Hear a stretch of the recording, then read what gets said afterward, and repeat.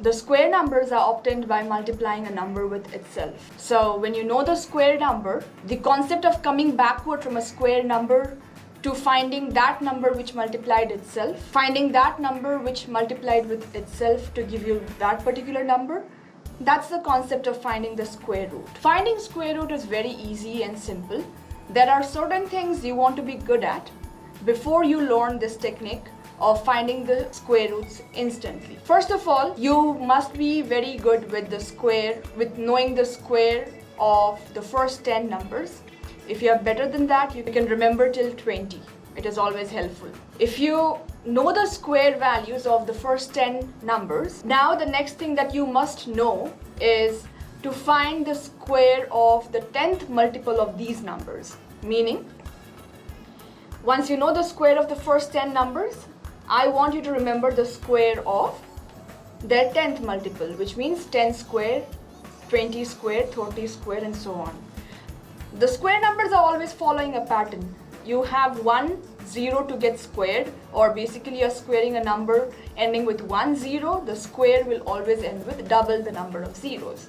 So square of 2, when you know it, then 20 is easy to find. Square of 3 you know, and it's easy to find. So this is just for your reference. You are going to need these values. So you need to know the square of all these 10th multiple. Why? You're going to see how this can be helpful. Now when I have 100, the square of 100 is just double the number of zeros. If I have 2 zeros in the number, then the square number will end with 4 zeros. So this is the square value, or these are the squares of the 10th multiple of each of the first digit numbers we have. Now let me ask you a question, a random question. I want you to find the square of 1225. Okay? Now I'm going to teach you the technique of finding the square root of 1225. First of all, you are supposed to look at that the square number is ending with which digit? It's ending with 5. If the square number is ending with 5, then the square root can only end with one option, that is 5. Now look at the number 1225. Think about two square numbers between which it would lie. So I'm going to refer this. The 1200 is a value, or 1225 is a value that would lie definitely between 30 and 40. Correct? Between the square of 30 and 40. So I'll say that 1225 definitely lies between 900 and 1600. Okay?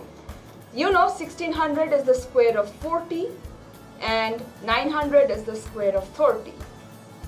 So between 30 and 40 lies all the numbers starting with 30, definitely. So it is very clear that this number is ending with 5, so I should end with 5. The square root will end with 5. And it is lying between 30 and 40, so it has to be 35. Hence the answer is 35. That is the square root of 1225. Remember, this method works only when you are 100% sure that the given number is a square number. You cannot use this for every other number, yeah?